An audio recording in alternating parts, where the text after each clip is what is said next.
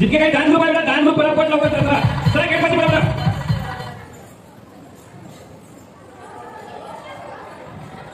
चला उभे राहा उभे या ठिकाणी बासवाडा डोंगरपूरचे सांसद राजकुमार रोजी या ठिकाणी आपल्या कार्यक्रमामध्ये उपस्थित झालेले आहे। या ठिकाणी संपूर्ण जितके काही डान्स ग्रुप आहे त्यांनी पटापट आपले बाहेर यावे आणि आपल्याला जंगी स्वागत करायला जंगी स्वागत ते काम करायला सांगू द्या।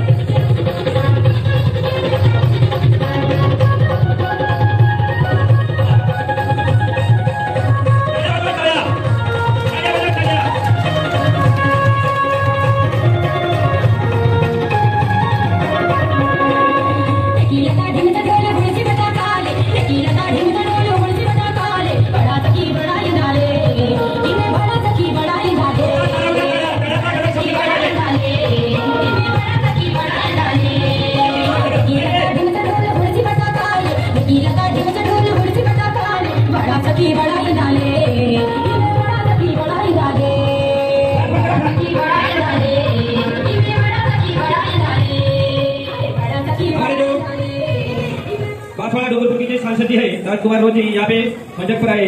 पहले अपने जो महामानव है उनका पूजन करेंगे। ये जो थोड़ा फैन है फैन बंद कर दो फैन ये जो फैन है इसके दिया बुझ जाता है फैन बंद कर दो फैन जल्दी से।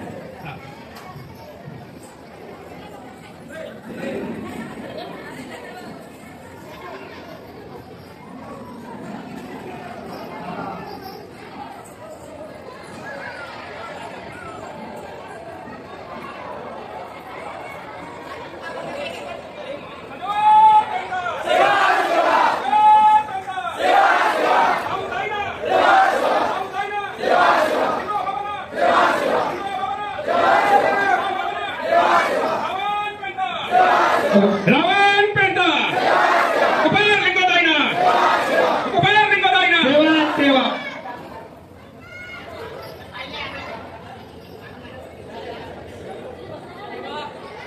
आज हमारे बीच में सम्मानी आदरणीय राजकुमार भैया राजस्थान से चलकर इस समाज को संबोधित करने के लिए यहाँ पर पधारे हैं। हमारे कोयतुर गुणवाना महासभा आदिवासी बुट्टी बोली बहुती संस्था हार्दिक दिल से सेवा जोहार करता है, चरण वंदना करता है, चरण वंदना करता है। मेरे सगा समाज आपको जागना पड़ेगा भी कि संसद से चलकर आज बुट्टी बोली नागपुर क्षेत्र में इस समाज को संबोधित करने के लिए हमारे बड़े भैया आदरणीय राजकुमार भैया संसद रोज साहब बांसवाड़ा से यहाँ चलकर उनको कितनी तकलीफ हुई होगी यहाँ तक पहुंचने के लिए। मेरे सगा समाज से निवेदन है, यह प्रोग्राम आपका है, पूरे समाज का है, दाऊदाई का है। आप लोगों को इसको अच्छे से अरेंजमेंट करना है और सहयोग करना है।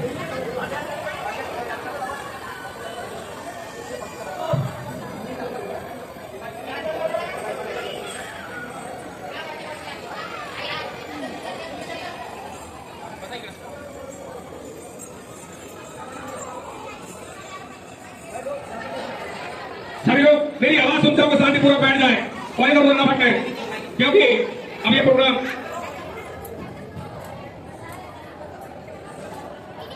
जिसकी हमें बड़ी इंतजार थी, मेरी सगा समाज को, यह समाज हमें बहुत इंतजार था भैया का। आज हमारे बड़े भैया ने मान सम्मान से यह समाज को हमारे 5 नंबर वार्ड में जो हमारे पेड़ पुरखा है, सतरंगी झंडा है, उनने बड़े सम्मान के साथ पूजा पाठ किया। कोया मेरी धूप में नागपुर के नगरी में गोंड राजा भक्त बुलंद साहिब ने नागपुर नगरी को सन 1702 में बसाया, और जब सन 1702 में नागपुर बसाया और इस नगरी में एक ऐसा भूचाल आया कि हमारे आदिवासी के पूरा तोड़ मरोड़ के खत्म कर दिया गया। फिर हमने मोती नगर गंगाली शीतल जी मरकाम सारे लोगों ने पेड़ पुरखाओं की शक्तियों को जगाया और आज 15-20 साल में यह समाज कोने कोने में सतरंगी झंडे को पहचानने लगा है। हमारे संसद में इतने आदिवासी हैं, विधानसभा में आदिवासी है, हमारी आवाज किसी ने नहीं उठाया। अभी हमें पूछा गया मीडिया वालों ने कि आपके जंगल जमीन से बेघर किया जा रहा है। ये सारी चर्चाएं होगी यहाँ पर। आज हम इतना बड़ा समुदाय को लेकर आज यहाँ रावण गोमो का जो प्रोग्राम हमने रखा है, और यह प्रोग्राम यह आप लोगों के लिए जगाने के लिए, रीति नीति के लिए, यह रीति और नीति के लिए प्रोग्राम रखा गया है। आपको सीख कर जाना है, समझ कर जाना है। नाच गाना तो जिंदगी भर हमने किया है, पर हमारे पेट का क्या है, हमारे देवी देवाला क्या है, आदिवासी की संस्कृति क्या है, आदिवासी का जंगल का क्या है, आदिवासी का मूलवासी कौन है। हम यहाँ के राजा थे, गुणवाना के, हीर राजाओं के, टांडिया भील के, मुंडा परिवार के, 52 57 फर्क न था कोया समाज। ज्यादा कुछ नहीं बोलूंगा मैं, अभी काफी समय हो चुका है और हमारे पंजाब राव फुरके में हमारे गोंडवाना कोई महासभा के अध्यक्ष सम्मानित फुरके पंजाब राव फुरके जी, आप यहाँ आए और पीला गमछा हल्दी चावल जो अपने हमारे समाज में चलते आया है रीति रिवाज से, हम तो साहब को माला वही पहनाते। अगर हमारे समाज में माला का उपयोग नहीं किया जाता है हल्दी चावल से, पंजाब राव फुरके जी जहां भी हो मैं उनको सेवा निवेदन करता हूँ समय का ध्यान देते हुए, क्योंकि काफी प्रोग्राम है अभी हमारा, फर्स्ट सेकंड थर्ड डांस है, उनको भी देखना है, साहब को भी समय देना है, क्योंकि साहब के लिए आप लोग बड़ी दूर से उनके प्रवचन सुनने आए।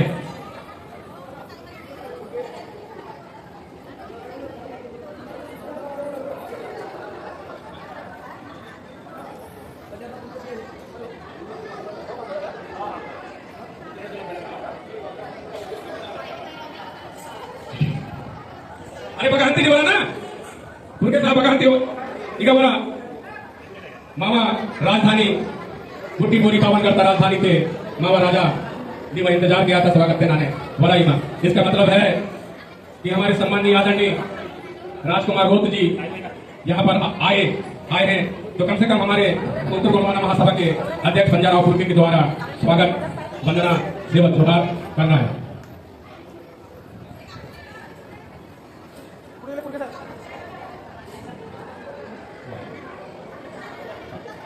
सभी लोग बैठ जाए, शांति से बैठ जाए, जो बाहर घूम रहे हैं वो भी सब पंडाल के अंदर आ जाए, पंडाल में बहुत जगह है अभी।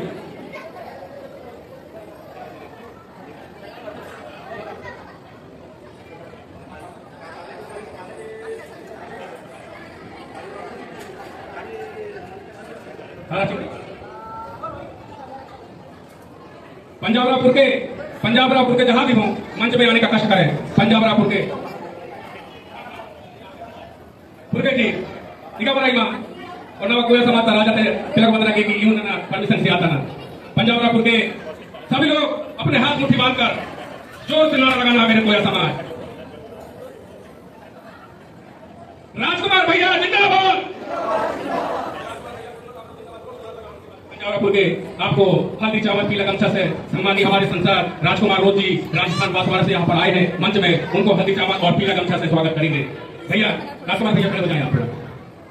ये हमारे पुत्र है, ये हमारे समाज के कोया है, हमारे समाज के लिए एक गौरव की बात है कि संसद में हमारे लिए राजकुमार भैया जिंदाबाद जिंदाबाद जिंदाबाद। राजकुमार भैया आगे बढ़ो, हम तुम्हारे साथ हैं। राजकुमार भैया आगे बढ़ो, हम तुम्हारे साथ हैं। सजो बेटा सेवा, सजो बेटा सेवा सेवा, रावण लिंगोना सेवा सेवा। और आगे कड़ी में मैं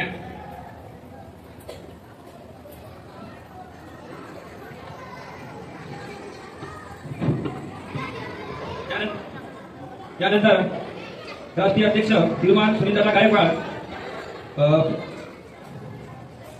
पुरुषोत्तमरावजी गोळापे करतील अशी मी त्यांना विनंती करतो। राष्ट्रीय अध्यक्ष श्रीमान सुनीलदादा गायकवाड यांचे स्वागत पुरुषोत्तमरावजी गोळापे करतील अशी मी त्यांना विनंती करतो। आकाश भैया इधर, आकाश भैया सभी लोग तालियों से गड़गड़ाहट होना चाहिए मंच में।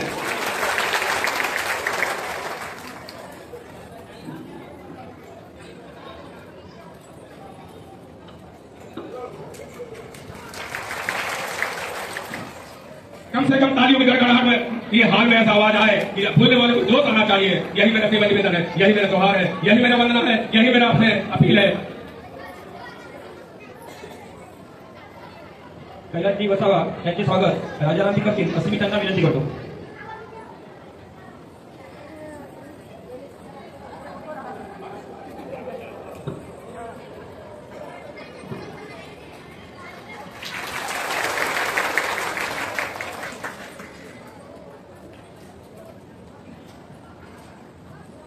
ईश्वरभाई पटेल यांचं स्वागत कमलेश दादा कोळापे करतील अशी मी त्यांना विनंती करतो।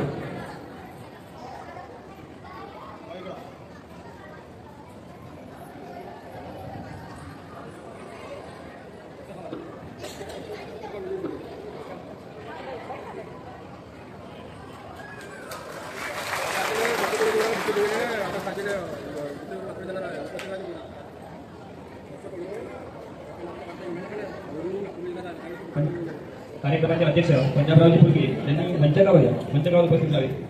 पंजाबरावजी फुलके उत्तर गोंडवाचे अध्यक्ष पंजाबरावजी फुलके यांना विनंती आहे की त्यांनी मंचावर येऊन आपलं स्थान ग्रहण करावं. पंजाबरावजी फुलके यांना विनंती आहे की त्यांनी आपलं स्थान ग्रहण करावं मंचावर येऊन.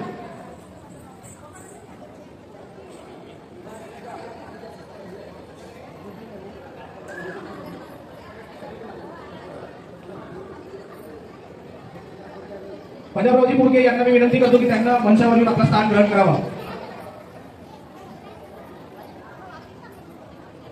कृपया आपलं स्थान ग्रहण करावं. धन्यवाद. धन्यवाद.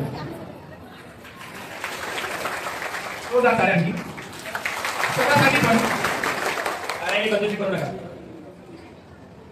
प्रीतम सिंगजी उईके यांचं स्वागत तारासिंग घोडामजी भूमक हे करतील अशी मी त्यांना विनंती करतो.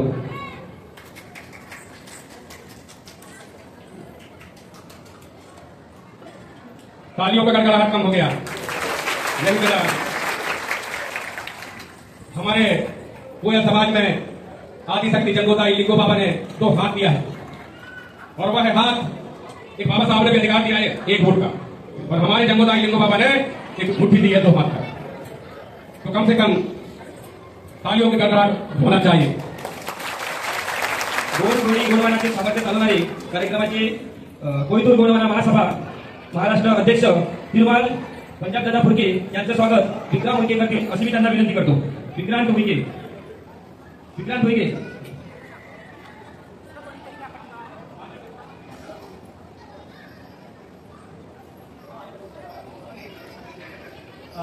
बिरसा सेवा फाउंडेशन नागपूर तर्फे आदरणीय श्री राजकुमार रोजचे हार्दिक स्वागत करणे आहे अशी एक विनंती आली आहे.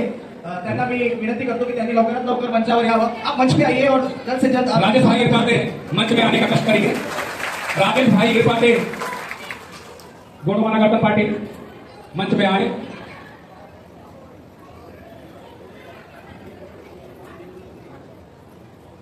नागोराव पाटिल जो आज हमारे समाज के एक बहुत बड़ा मेला में सहयोग, आप स्टेज में आकर अपना स्थान ग्रहण करें.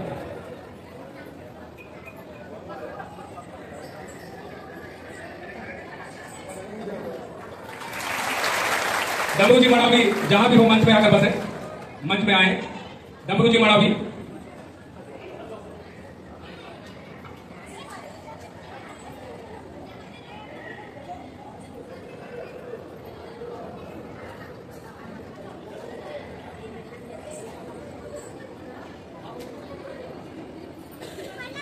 सभी लोग मेरी आवाज सुनते को मंच के अंदर आ जाए. हाल के अंदर सभी लोग आ जाए शांतिपूर्वक.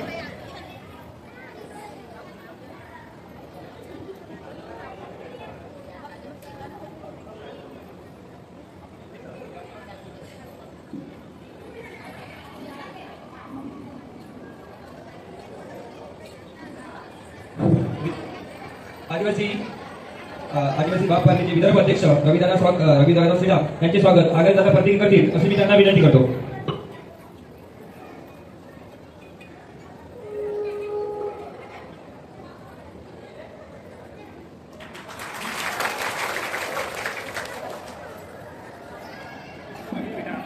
भारत आदिवासी पार्टी के महाराष्ट्र के विदर्भ के कार्याध्यक्ष श्री ऋषिभाऊ मलावी इनका स्वागत आकाश प्रत्येकी दादा करतील अशी मी विनंती करतो.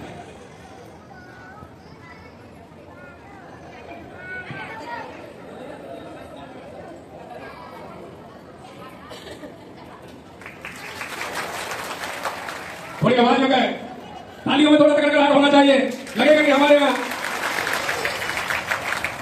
राजपाट हमारे हजारों साल दिए थे, उनके वंशज है यहाँ पर राजकुमार रोज जी, भील प्रदेश के मालिक. 346 जातियों में सम्मिलित होकर इस संगठन को आगे ले जाने के लिए रीति रिवाज, सिस्टम, रूल रेगुलेशन आप समझिए चीजों को. कम से कम हमारे घर में पहले कोई भी आता था तो लोगों को पानी देते थे और बड़े धूमधाम से स्वागत करते. तो कम से कम हमारे अतिथि आए यहाँ पर, तो कम से कम यही तो ताली से गड़गड़ाहट कर सकते हैं. राजेश भाऊ इरपाते यांचे स्वागत चरण 15 करतील अशी मी त्यांना विनंती करतो.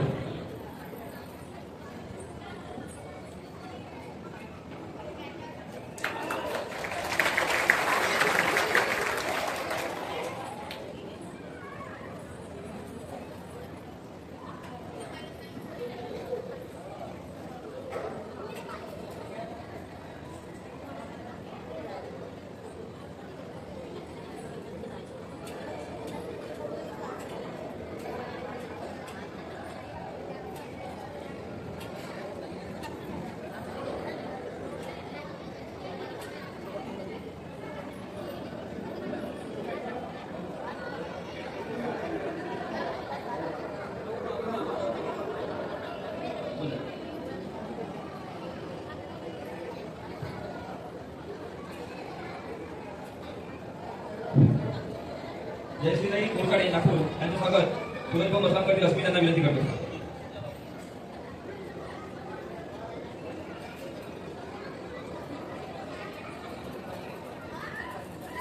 श्रीमती चंपा फुलझरिया, उनसे मैं निवेदन करता हूं, उनसे बजवार करता हूं कि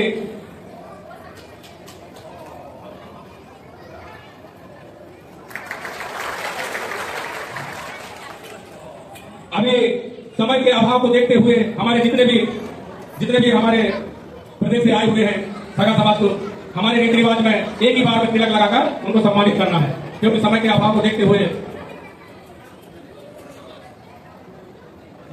सुजाताताई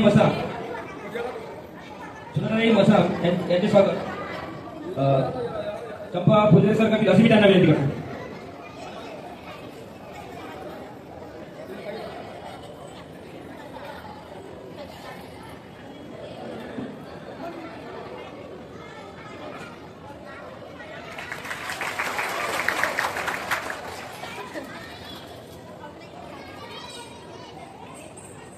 अब भगवान जी से सेवा निवेदन सबको तिलक लगाकर सम्मानित पूर्वक समाज के सभी बुद्धिजीवी को हल्दी तिलक लगाकर उनको सम्मानित करें. ताराचंद घोड़ाम जी.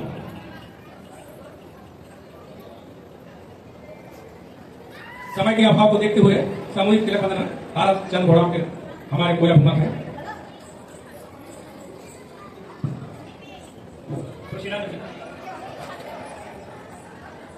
और अभी तक जब से हमने रावण लिंगों का पूजा पाठ भुट्टी भोरी में चालू किया है, तो सबसे बड़ा हमने राष्ट्रीय महासंघ आदिवासी विकास परिषद बुनकर संघ राष्ट्रीय हमारे ताराचंद घोड़ाम जी ने जो यहाँ भूमिका और रीति रिवाज समाज को शादी ब्याह मरनी पूजा पाठ गृह प्रवेश सारे बंदे जी जान से किया है. तो ताराचंद घोड़ाम जी को मैं मंच में सम्मान पूर्वक बैठने का आह्वान करता हूँ. भैया आप बैठे और आपके स्वागत रामपाल कन्नाके जी से निवेदन करता हूँ. रामपाल कन्नाके हमारे कोतुरगुणवाना महासभा के सचिव है और ताराचंद जी घोड़ाम इनको हल्दी चावल पीला गमछा से स्वागत करने का सेवा निवेदन किया था ना दादा कि मामा समाज तुम संबोधित की थी, यानी समाज को आपने जगाया, इस समाज को अपने में भूले भटके रीति रिवाज को जगाया. उनको मैं कोतुरगुणवाना महासभा की तरफ से सम्मानित पूर्वक हमारे सचिव कोतुरगुणवाना महासभा के रामपाल कन्नाके जी हल्दी चावल पीला गमछा से संबोधित करेंगे.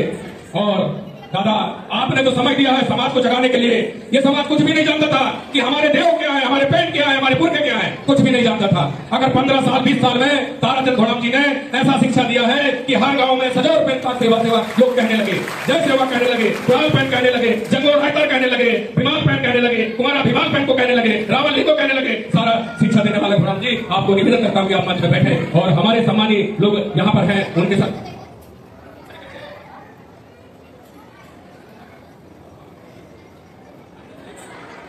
और मैं ये जो टीम बैठी क्या नाम है हमारे सम्मानी राजकुमार रोज जी के स्वागत में ये जो गोंडी डांस हमारी कल्चर हमारी वेशभूषा कम से कम हमने देखा राजस्थान में और बस्तर काकर झारखंड रांची सारे जगह हमने देखा. हमारी संस्कृति देख के हम गदगद हो जाते हैं. तो कम से कम हमारे बड़नगर या राजधानी जो केंद्र बिंदु थी मैं नागपुर का पूरे क्षेत्र में था, हमारे पावनगढ़ संतावन परगना नागपुर से संचार होता था.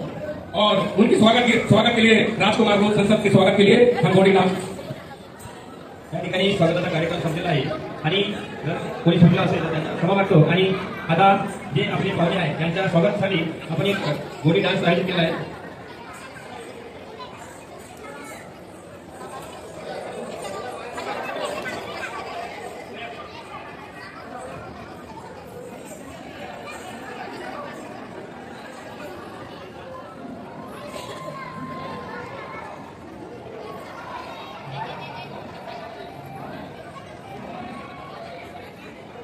यह कल्चर हजारों साल से चलते आया है, पर बीच में लुप्त हो गया हमारे सगा समाज. उसको जीवित करने के लिए हमने ये आपके सामने यह प्रस्तुति हुई मेरी दीप में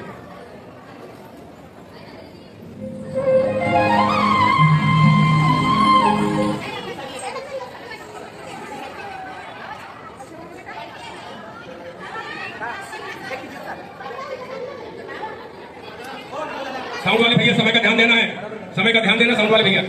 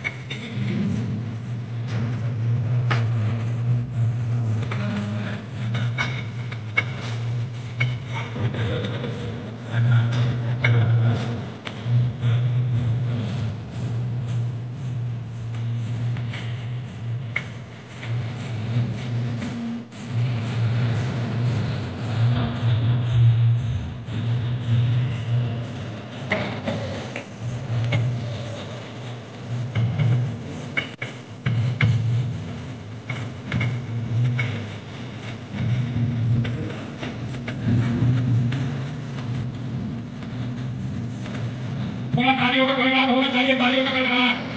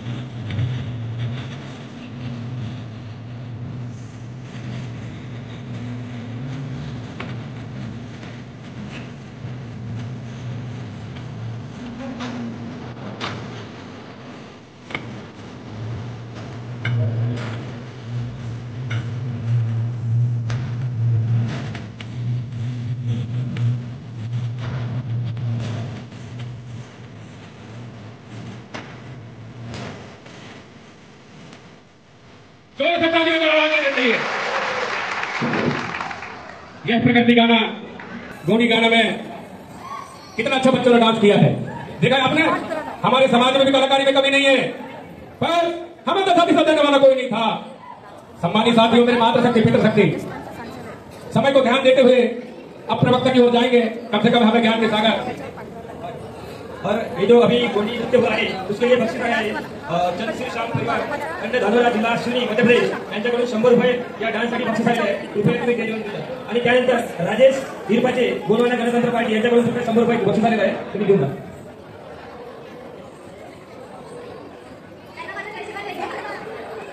सेवा देतो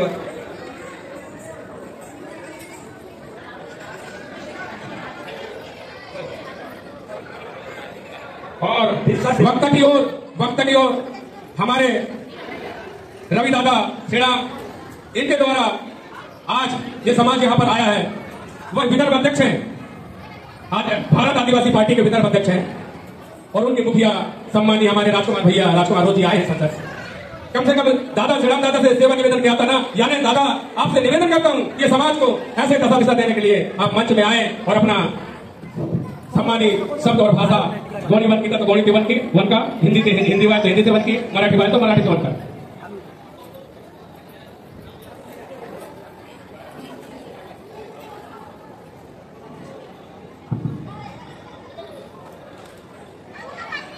फाउंडेशन नागपूर याच्याकडून 500 रुपये अरे आराध्य दिवस प्रकृति पूजा पेन सल्लासाठी सल्ला पेन इधर ना सूर्य सेवा जवाब किंतु ना मार गुरु पानी कुपार लिंगो हेना चरना देवी हेना सेवा जवाब सूर्य सेवा किंतु ना मार आराध्य देव विमान पे हेना भी चरना थे अना सूर्य जवाब किंतु ना ने मावा राजा रावेन पूजा पुनेम गोगो, ये कार्यक्रम हर साल होता है और 3 दिन का ये कार्यक्रम रहता है। मैं मेरे सगा समाज से मेरी विनती और अभिनंदन करता हूँ कि मैं ये कार्यक्रम में, मेरा सौभाग्य ये पुणे के कार्यक्रम में भारत आदिवासी पार्टी के राष्ट्रीय नेता, आदिवासी समाज के नेता, सांसद राजकुमार जी रोज साहब, ये आज हमारे लिए बहुत बड़ा सौभाग्य का दिन है और उन्हीं की वजह से मैं पहली बार इस कार्यक्रम में आया हूँ। साथियों, मैं साहब का अभिनंदन करता हूँ। वैसे ही हमारे राष्ट्रीय उपाध्यक्ष सुनीता गायकवाड़, उनका भी मैं हार्दिक अभिनंदन करता हूँ। दिलीप सिंह जी हुई के मध्य प्रदेश से प्रदेश अध्यक्ष है, मैं उनका भी अभिनंदन करता हूँ। डॉक्टर कैलाश जी वसावा, इनका भी मैं अभिनंदन करता हूँ।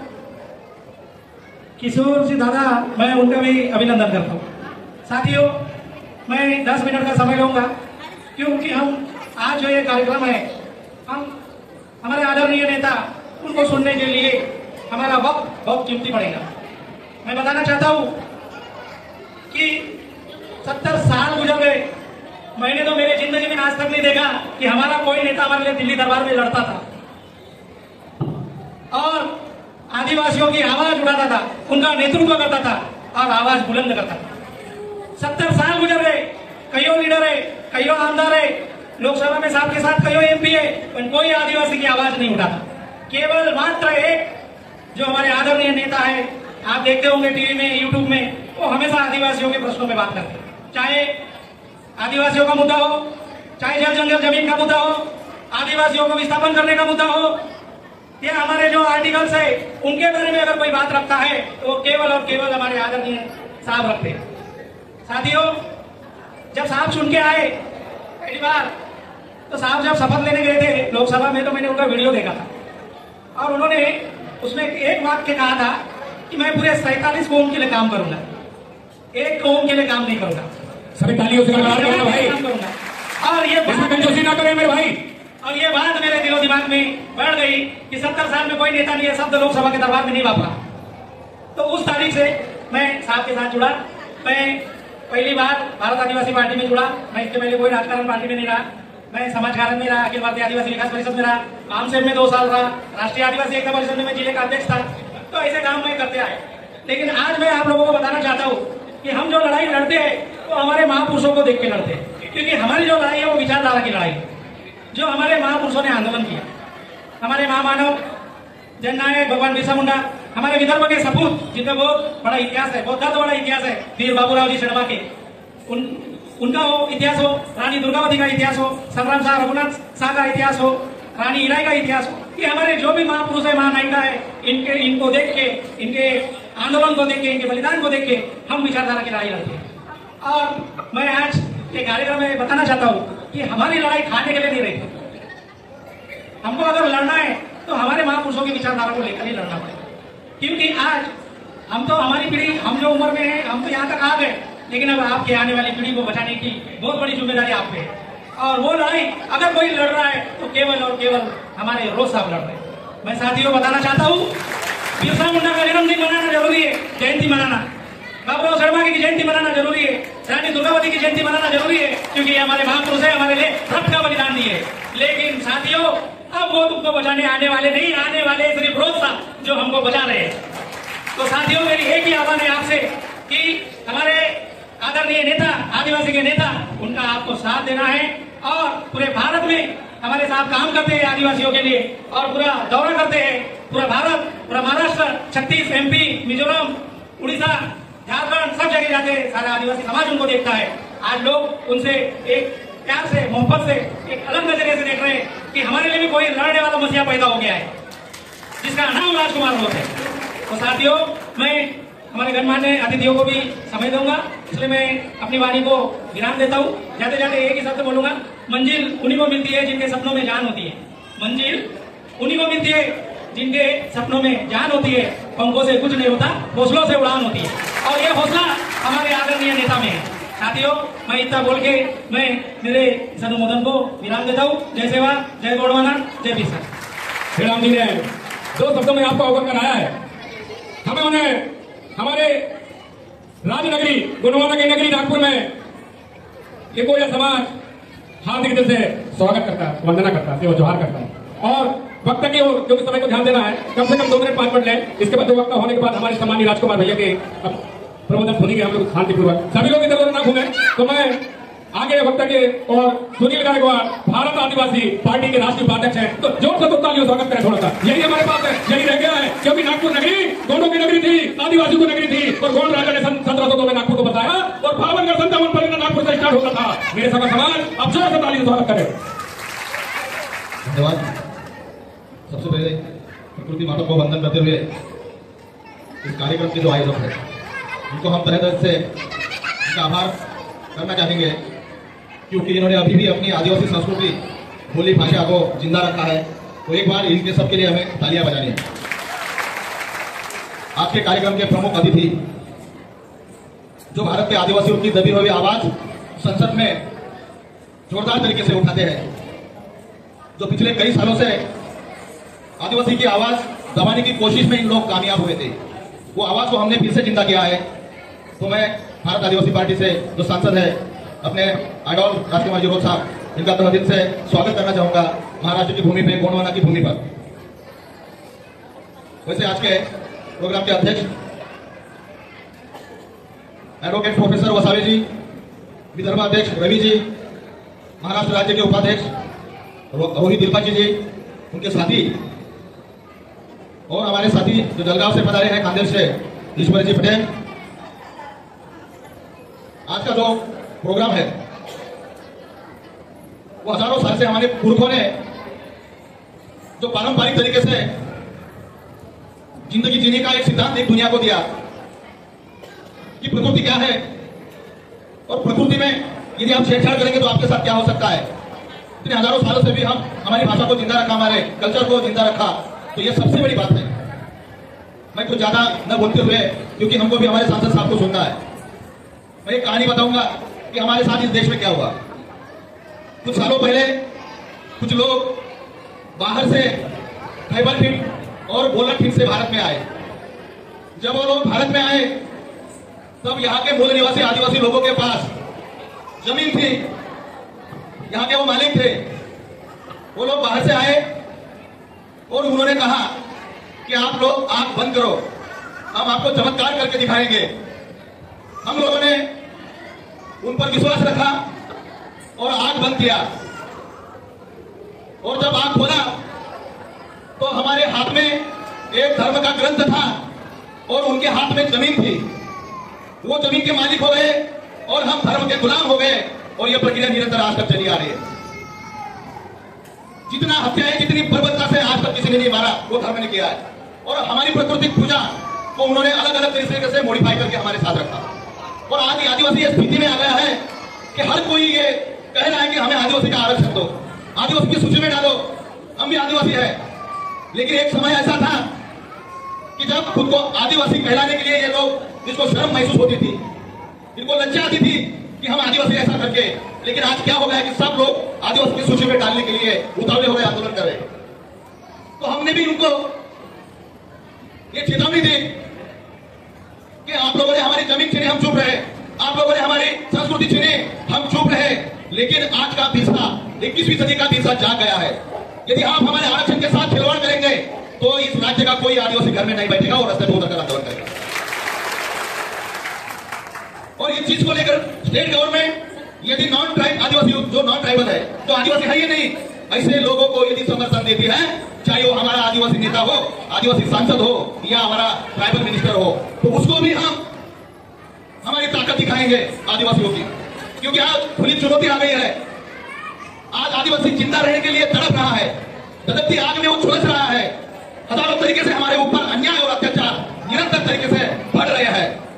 आदिवासी जब हक और अधिकार की बात करता है तो उसको नक्सलाइट और देशद्रोही का थप्पा लगाकर जेल में डाल दीजिए। इसके खिलाफ हमें आंदोलन खड़ा करना पड़ेगा। और ये आंदोलन करने के लिए हमारे सांसद साहब आपको ताकत देने के लिए यहाँ पर आए हैं कि आप डरो मत, मैं तुम्हारे साथ हूँ।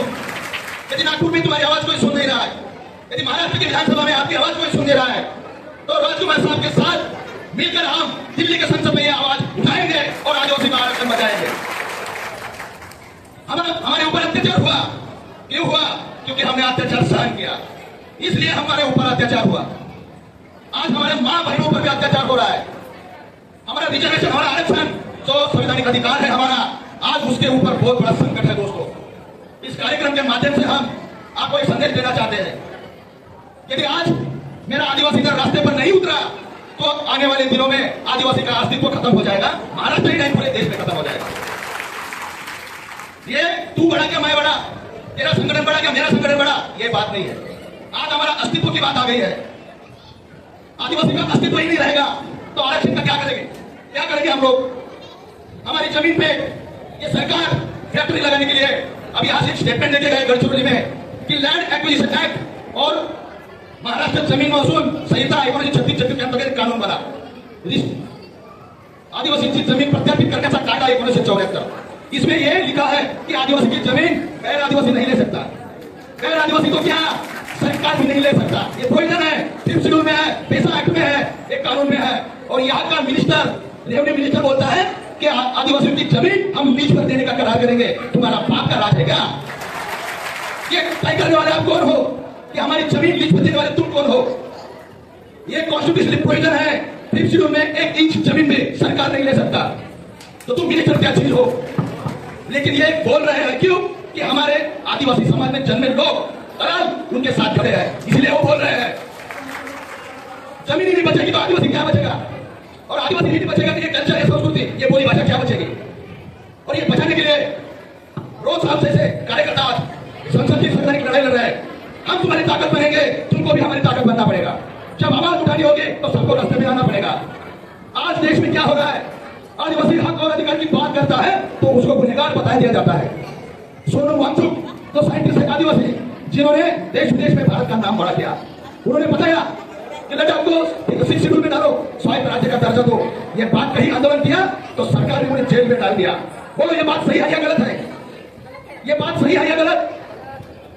आदिवासी हक की बात करता है तो गुनहगार हो जाता है। यदि हक की बात करना गुनहगार है तो हम सब गुनहगार हैं और एक बार नहीं 1000 बार गुनाह करेंगे और हमारी जान जमीन जंगल बचाएंगे और हमारा आंदोलन आगे बढ़ाएंगे। इसके साथ मेरा पूर्ण विराम देता हूं। आपकी जय जिंदाबाद। गायकवाड़ जी ने बहुत बढ़िया वक्तव्य दिया है। इसमें अपन को गौर करने वाली बात है, क्योंकि समाज के साथ राजनीति करना ही पड़ेगा। ये समाज जब तक राजनीति नहीं करेगा दशा सब खत्म हो गया। हमारे जंगल जमीन खत्म होने जा रहा है। परिवर्तन अडानी अंबानी कब्जा कर रहे हैं। गैर आदिवासी की जमीन को दूसरों को बेचा जा रहा है। अभी यही महाराष्ट्र में आदिवासियों की जमीन को गैर आदिवासी खरीदने को तैयार है, वो बिल पास करने को तैयार है लोग। जब तक आप रोड में नहीं उतरेंगे अपने हक और अधिकार के लिए, तब तक आपका कोई नहीं सुनेगा। सम्मानित साथियों, मैं अभी हमारे एक प्रोफेसर साहब हैं वसावा जी, क्योंकि हमें कानून संविधान संशोधन अधिनियम रूल्स और एक्ट के बारे में ज्ञान होना चाहिए। चाहे मेरे कोई IAS हो, पुलिस हो, कोई भी विभाग के लोग हो, हमारी समाज के ऊपर बाबा साहब ने संविधान में संशोधन क्या किया उसकी जानकारी होना चाहिए। इसके लिए हमारे कैलाश जी वसावा जी संविधानिक भाषा बाबा साहब के बारे में बताएंगे। सेवा जोहार, सेवा जोहार। सबसे लास्ट तक का बच्चा आवाज नहीं सुन रहा, आवाज से थोड़ा सा डॉक्टर साहब को कंटेक्ट करते तालियों से।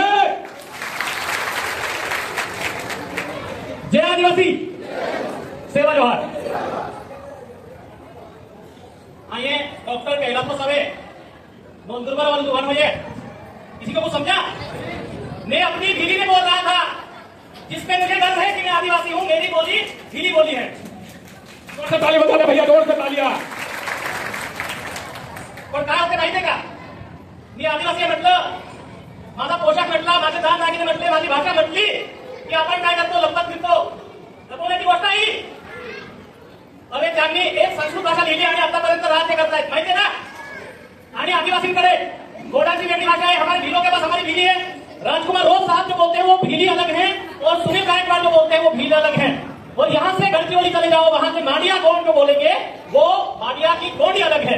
ये हमारे आदिवासियों की विविधता है और वो लोग हमें ये सिखा रहे हैं कि आप असंस्कृत हो, आप सभ्य नहीं हो, हमें सभ्य बनाने की कोशिश की जा रही है।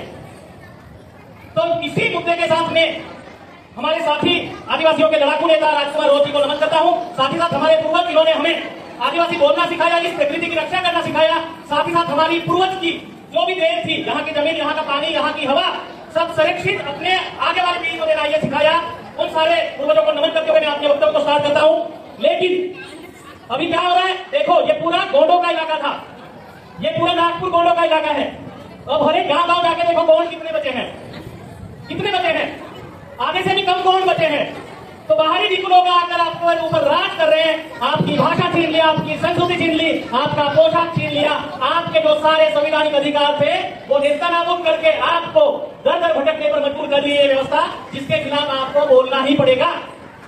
जिस डॉक्टर जयपाल सिंह मुंडा ने बताया था कि हमें संविधान में आदिवासी यही शब्द है जो हमें चाहिए, हमें अनुसूचित जनजाति नहीं चाहिए, उसकी वास्तविकता आप ध्यान में दे दो। जो आदिवासी समाज नहीं है, धनगर मान लो, बंजारा मान लो, वो आज आदिवासी होने की मांग कर रहे हैं। लेकिन क्या वो आदिवासियों की तरह बोलते हैं? क्या आदिवासियों की तरह गाते हैं? क्या आदिवासियों की तरह उनका डांस है? तो वो आदिवासी कैसे थे, मेरा प्रश्न है। और जो आदिवासियों का दर्जा हमें भारतीय संविधान ने दिया है कि आदिवासी यहाँ की गोंडी बोल सकता है, यहाँ की भीली बोल सकता है, अपने पूर्वजों की प्रथा परंपराएं संस्कृति पाल सकता है, जिसका कानून का दर्जा जो है हमारे भारतीय संविधान ने हमें कलम 13 में दे रखा है, लेकिन पालन कौन कर रहा है? मुझे यह बताओ, इतनी मेरी माता बहनें हैं, आपके बच्चों को कितनी गोंडी आती है? आपने आदिवासियों की तरह कब बोलना सीखा था और आज की पीढ़ी ये कब सीख रही है? हम सारे इंग्लिश मीडियम, मराठी मीडियम, ये वो कर करके सारी जो चीजें अपनी ओरिजिनल वाली हमारी खाद छोड़ दी, हमारी सारी चीजें छूट गई और आज कहीं कंपनियों में यहाँ वहां भटक रहे हैं और ये सारी चीजें हो रही है। इसलिए ध्यान देना जरूरी है। जिस पुरखों की व्यवस्था की बात आज हम कर रहे हैं कि ये हमारे राजा थे, हमारे पूर्वज थे, हमारा जन जंगल जमीन इन्होंने बचाया था, उसकी प्रथा परंपरा, उसकी व्यवस्था का प्रावधान हमारे 5वीं अनुसूची में है, जिसकी भाषा की गई है। लेकिन यहाँ का बुद्धिबल देख लो या फिर वारंगा देख लो, मैं जहाँ बहुत ज्यादा दूर नहीं रहता साथियों, यहाँ जो विश्वविद्यालय है, लो यूनिवर्सिटी है, टिकल आय सुट्टी के पास, तिथं मी शिकवतो पोरांना, मी मास्तर आहे कायद्याचा, परंतु मी काका सांगतो मी आदिवासी आहे आणि आदिवासी बोलायला मला कधीही लाज वाटत नाही। आपको भी शर्म नहीं आनी चाहिए, क्योंकि ये डॉक्टर बाबा साहेब अम्बेडकर ने, डॉक्टर जयपाल सिंह मुंडा ने बता के रखा है कि आदिवासी अपने तरीके से जी सकता है, अपने तरीके से प्रशासन कर सकता है, इसीलिए 5वीं अनुसूची बनाई थी। आज जल जंगल जमीन छीनने की बात हो रही है, जिसके लिए कानून 2006 में बना था, बड़ा संघर्ष किया हमने, लेकिन उसे आज तक धरातल पर लागू नहीं किया है। कुछ खामियां रही है। आज रात कुमार रोज जैसे नेता हमारा नेतृत्व कर रहे हैं, तो आज सरकार को हमारा सुनना पड़ रहा है। लेकिन सरकार, जब हम हमारी संस्कृति को पूछने की बात करेंगे तो हमें पुलिस स्टेशन बुलाया जाएगा कि आप क्या कर रहे हो, आप देश के खिलाफ तो नहीं कर रहे हो।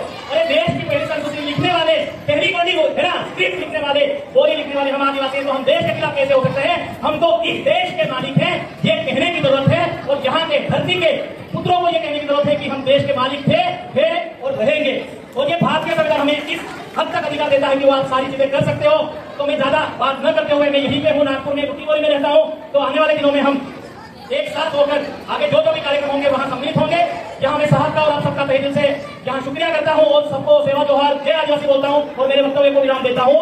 बोलो जय आदिवासी, जय आदिवासी, सेवा जोहार। इन्होंने जो अपनी संस्कृति है, जो पहले अपना खान पान है वो अलग है, ये आदिवासी का जीने का तरीका अलग है। और अपनी जहाँ भी लोग कॉलेज लोग जहाँ भी जाओ, अपनी भाषा पहले बोलो और अपने भाषा का स्वाभिमान होना चाहिए। ये सभी बातें अपने कैलाश जी वसावा जी ने अपने को कही है। इसके बाद में अभी प्रीतम जी होंगे, आपल्याला 2 शब्द सांगेल अशी त्यांना विनंती करतो।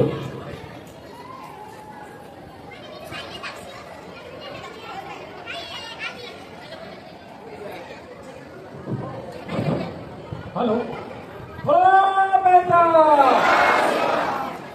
आज गुच्ची गोली की धारा को सेवा जोहार करते हुए आज इस कार्यक्रम में आप हम सब यहाँ पहुंचे हैं।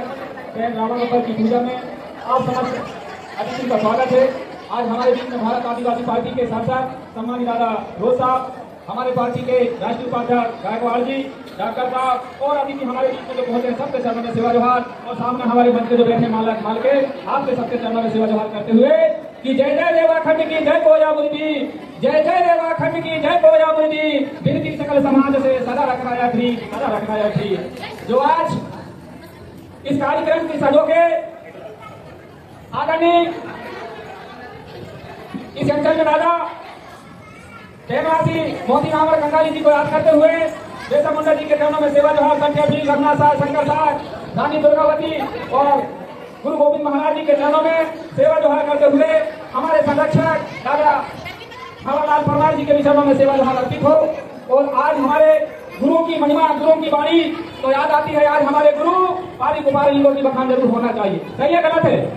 आज हमारे गुरु पारी कुमार लिंगों की व्यवस्था जो हमारे सगा समाज के बीच में संचालित है, जिसके दम से आज हम हमारे सर के पगड़ी में पीले गमछा बांधते बैठे। सही है गलत है? हमारे दादा परदादा और हमारे पारी कुमार लिंगों की व्यवस्था ने जो हमारी शादी विवाह की व्यवस्था है, तो मुन्ना पुणे की व्यवस्था है, वो व्यवस्था को संचालित करते हैं। अभी हमारे डॉक्टर साहब कह रहे थे यहाँ के लोग हमें अशिक्षित और गंवार कहते हैं।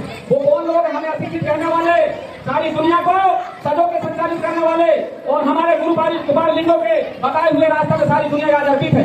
इस मंच के माध्यम से मैं बता देना चाहता हूँ, हमारी व्यवस्था मुन्ना पुणे की है, शादी व्यवस्था की है। सांस्कृतिक कार्यक्रम में माता पिता की शादी ब्याह हो तो मकर माटी लाया जाता है, खाम कराया जाता है और बढ़िया संसार रूप से उसकी शादी ब्याह करते हैं और शादी में हल्दी का लेप लगा के विदा करते हैं बिटिया की। सही है ना? अगर हमारी बोली रीति रिवाज से अगर इतनी एतराज है और पारी कुमार लिंगों की व्यवस्था इतराज है तो हमारी संस्कृति को आप लोग क्यों मानते हो? हमारी संस्कृति में हल्दी लगाना शादी के ब्याह, अपनी संस्कृति बना रहे होते तो गेरू लगा के दूना पोत के शादी ब्याह करते। सही है गलत है?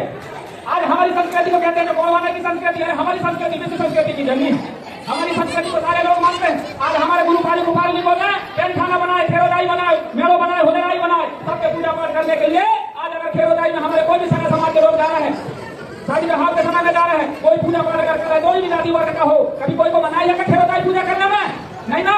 इससे क्या प्रतीत होता है कि हमारे पूर्वज सबको साथ में लेकर चलने की प्रवृत्ति थी। वहाँ कोई ऊंच नीच नहीं थी, वहाँ कोई छोटा बड़ा नहीं था। ये छोटा बड़ा और असमानता किसने बनाया? आप लोगों ने बनाया। आप लोगों ने मंदिर बनाया, खेरोदाई के बाजू में दुर्गा जी बैठा रहा और खेरोदाई का पुजारी बंदा के जगह में दुर्गा जी की पूजा करने के लिए पंडित बैठा रहा। वहाँ से व्यवस्था हमारी बिगड़ी है। इसलिए मैं आप सब लोगों से बता देना चाहता हूँ कि आज समय की दायरा, समय की मर्यादा है। किस ढंग से आदिवासी संस्कृति, आदिवासी वेशभूषा, आदिवासी बोली बानी से हमारा सगा समाज समझ जाता है कि हमारा समाज का व्यक्ति है। इसलिए हमारे बेटा बिटिया से भी निवेदन करना चाहता हूँ कि हमारी संस्कृति को, हमारी धर्म और हमारी भाषा को सजो करके रखना बेटा। अगर आज हमारे बीच में संस्कृति के रूप में अगर कोई गीत बजने लगता है तो 6 महीने को बच्चा भी माँ के आदर पकड़ कर गोदी मचलाने लगता है कि गोलवाना की गीत बजने लगी। सही है ना? तो गीत और संगीत का और हमारे आदिवासी का डीएनए का संबंध सीधा सीधा संबंध है। हम आप लोगों से जहाँ गुरु की वाणी, गुरु की महिमा की बखान करने वाले एक गुरु वो भी हुआ करते थे जैसे गुरु द्रोणाचार्य कहा करते थे, मालूम है ना? और वही गुरु द्रोणाचार्य के दरबार में हीरो की शिक्षा नहीं दी जाती थी विद्या की, परंतु वो था एक भील का बेटा एकलव्य गुरु द्रोणाचार्य की वाणी को विज्ञान किया। नहीं तो गुरु द्रोणाचार्य ने कह दिया था कि हे अर्जुन, भारतवर्ष में तेरा जैसा कोई दूसरा धनुर्धर पैदा नहीं होगा। पर एक भील का बेटा एकलव्य ने भी धनुष विद्या सीखने के बाद में गुरु द्रोणाचार्य की बात को मिथ्या कर दिया। ठीक उसी प्रकार एक भील का बेटा पूरे भारतवर्ष में तानाशाही बना के जो नरेंद्र मोदी की सरकार है गलत के सीना ठोक के कह रहे हैं मैं पहले आदिवासी हूँ और आदिवासी को बोलना मत सिखाओ, आदिवासी को लोग मत सिखाओ। यहाँ तक कह रहे हैं हमारे सांसद महोदय, अरे आदिवासी के फिर की रेवड़ी बांटना बंद कर दो। आदिवासी के किनारे जो बाबा साहेब अम्बेडकर ने और जयपाल मुंडा ने संवैधानिक हक अधिकार आरक्षित किया, उसी को सारा बना दो। हमें तुम्हारी फिर की रेवड़ी बाई को जेल बाई के दफन की जगह नहीं है। मेरा आप सब लोगों से निवेदन है, समय का तकाजा है। गोलवाना क्षेत्र और गोलवाना अंचल की बातें आती है तो हमारी संपूर्ण दिनांक मध्य प्रदेश छत्तीसगढ़ सांसद महोदय, आज मध्य प्रदेश छत्तीसगढ़ झारखंड मध्य प्रदेश की बात में यहाँ हम संपूर्ण सीपीएम बरार के लोग हैं जो हमारे गोलवाना राज्य में हुआ करती थी। और आज हमारा खुशी हुई, हम मध्य प्रदेश से आकर हमारे पुराने सीपीएम बरार से बोल रहे हैं कि भाई अब एक तीर एक कमान, आदिवासी एक कमान। सीपीएम बरार की आवाज क्या है? एक तीर एक कमान, आदिवासी एक कमान, एक तीर एक कमान, आदिवासी एक कमान। इसलिए आज आप और हम सब लोग हम आपसे बता देना चाहते हैं, गुरु द्रोणाचार्य ने वहाँ पर अपनी बातों को मिथ्या करा। आज दूसरी बात जब बारी करते हैं तो हमारे पेन रावण बाबा की बात आ जाती है। जहाँ पेन रावण बाबा की बात आ जाती है, मन से समझ हूँ, मैं ध्यान आकर्षण कराना चाहता हूँ। मेरी बात अगर हो भी गई हो तो समय करना। अंतिम समय में रावण बाबा कहने लगे श्री राम से कि मैं तो अपने आप को यहाँ से जा रहा हूँ, उन्हीं की वाणी, उन्हीं की जबान, उन्हीं की वेद, उन्हीं की पुराण की बात बता रहा हूँ। मैं तो यहाँ से जा रहा हूँ, पर राम तू एक कोने में जाके सोचना, आखिर तूने युद्ध कैसा जीता, कौन सी वजह से युद्ध जीता, क्या था तेरे पास में? अरे तो तेरे सिंहासन सोने की कहे, मेरी तो लंका सोने की, तेरी सिंहासन सोने की है, मेरी तो लंका सोने की है। और तू जहाँ वेद पुराण की बात करे तो नौग्रह जाके मेरे पूजा करते हैं, क्या है तेरे पास में?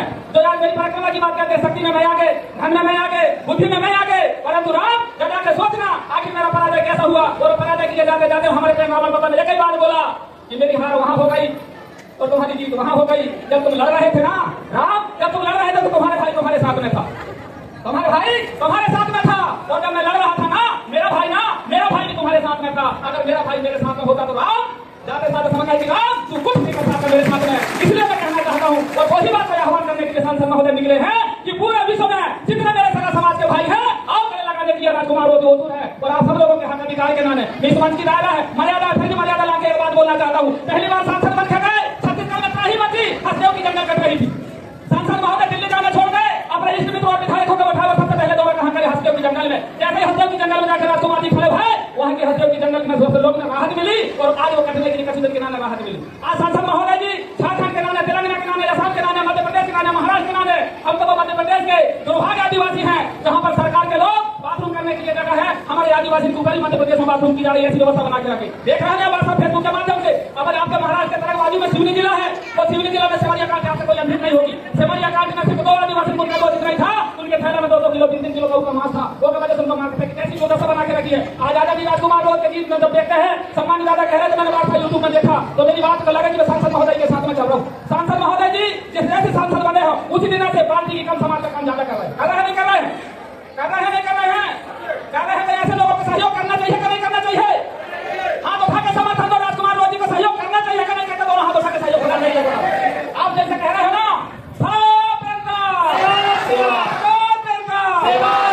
जिसमें हिम्मत है हर मौसम के सितम को सहता है, जिसमें हिम्मत है हर मौसम के सितम को सहता है। पतझड़ में पत्ते झड़ते रहते लेकिन पेड़ खड़ा रहता है। आदरणीय राजकुमार रोज जी हमारे पूर्वजों की विरासत, पूर्वजों की वाणी, पूर्वजों की सोच, पूर्वजों की संस्कृति के लिए लड़ रहे हैं।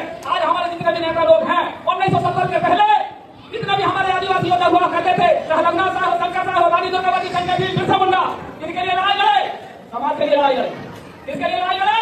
समाज के लिए। और कैसी व्यवस्था हो गई देश आजादी के बाद में, आज 2024 हो गए, जितने भी नेता लड़ाई लड़ रहे हैं तो खुद के नामे लड़ाई लड़ रहे हैं। सही है गलत है? जितने भी नेता लड़ाई लड़ रहे हैं तो खुद के नामे लड़ रहे हैं। एक लोग ऐसा एक सांसद है जो समाज से जीता, वो समाज की लड़ाई लड़ रहा है, उसका नाम है राजकुमार रोज। मेरा निवेदन है, अपनी बात को ध्यान देते हुए एक बात और कहूंगा कि बहुत दूर है आपके घर से मेरा घर का किनारा, बहुत दूर है आपके घर से मेरा घर का किनारा। लेकिन दोस्तों हवा की हर झोंके से पूछ लेता हूँ क्या हाल है तुम्हारा। पूरे मध्य प्रदेश की, छत्तीसगढ़ की, उड़ीसा की, झारखंड की, राजस्थान की, गुजरात की पूरी खबर, और पार्टी ने मुझे आज राष्ट्रीय उपाध्यक्ष के रूप में आप संबोधन करते हो। मैं बड़ा वो भाग्यशाली व्यक्ति हूँ जो हमारे परमार दादा भवरलाल परमार ने सर्वप्रथम मुझे गौमाना का संयोजक बनाया। गौमाना का संयोजक बनाने का मकसद मैं बता दे रहा हूँ, भील होने का संयोजक भील प्रदेश की लड़ाई लड़ेगा और उसके करता तो पूरी भारत आदिवासी पार्टी साथ में रहेगी। ठीक इसी प्रकार गौमाना का संयोजक गौमाना राज्य की लड़ाई लड़ेगा, गौमाना राज्य की लड़ाई लड़ेगा और पूरी भारत आदिवासी पार्टी उसके साथ मदद करेगी। गलत है सही है? तो आज सब लोग जब सभी लोग गौमाना की लड़ाई लड़ने की बात कर रहे हैं तो हमारे कुछ राजनीतिक दखल पैदा करने वाले गौमाना के लोगों, गौमाना कम्युनिस्ट पार्टी के लोगों में पेट में मुड़ोना लगी कि गौमाना राज हमारा राजकुमार रोज को थोड़ी आए। अरे वो भील होने लेकर थोड़ी जहाँ गौमाना की राज है, मैं तो गौमाना के राज मान के गौमाना के लोगों को सौंपने की बात कर रहे हैं। इसलिए मेरी बात को ध्यान से सुना और समय का जा रहा है, अपनी बात को यही विराम देते हुए सबके चरणों में जाते जाते एक बात कहूंगा कि मतलब की है दुनिया यारो कौन किसी का होता है, मतलब की है दुनिया यारो कौन किसी का होता है। अरे धोखा भी वही देता है जिसके ऊपर खास भरोसा होता है। 1947 से हमने जिसके ऊपर भरोसा करे, 1947 से हमने जिसके ऊपर भरोसा करे, वही भरोसा के दम से हम आज नहीं तो कल नहीं तो परसों, परसों नहीं तो नरसों हमारी जो हमारी व्यथा थी वो व्यवस्था के सुधारेंगे। हमारी व्यवस्था तो नहीं सुधरी, परंतु जो सुधारने की पीड़ा उठाई उनकी व्यवस्था सुधर गई। इन सब बातों के साथ आपने मेरी बातों को बड़ी गंभीरता से सुना, सबको सेवा जोहार करते हुए बात कहूंगा, एक तीर एक कमान, आदिवासी एक समान, एक तीर एक कमान, आदिवासी एक समान, लड़ेंगे लड़ेंगे जीतेंगे। जय शिवा, जय जोहार, जय मां। प्रीतम देवके यांनी आपल्याला जे काही आपली संस्कृती आहे या संस्कृतीला जपा, येणाऱ्या काळामध्ये या आपल्या समाज आदिवासी समाजाला धोका आहे आणि जितके काही आपले संघटन आहे जितके काही आपले संघटन आहे आपल्या भारतातले संपूर्ण भारतातले संघटन आपल्या आदिवासी बाप पार्टीला जोडा असं त्यांचं म्हणणं होतं आणि खूप चांगलं प्रबोधन केलं त्याबद्दल खूप खूप धन्यवाद। आणि सर्वांना आपल्याला आतुरता आहे आणि जितके काही लेकर आहे जितके काही लेकर आहे ते लेकर ते ठेके वेगळे लेकर आहे ना, ती लेकर ठिकाणी ठिकाण जवळ घ्या, सुलसुल सुलसुल वगैरे किती वेळचे एक जागेमध्ये टाकले त्या काही करा, कारण की आता तुम्हाला जे महत्वाचे भाषण ऐकत आहे खूप महत्वाचं, तुम्ही त्याच्यासाठी आतुर होते।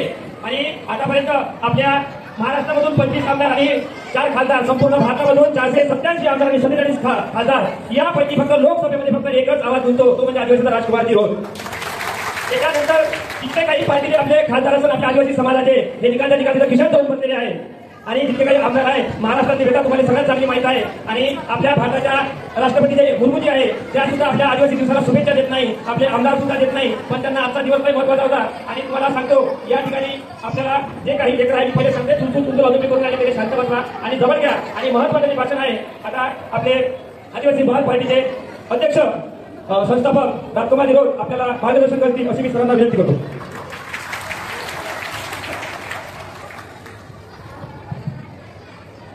सबको सेवा जोहार। पीछे आवाज आ रही है?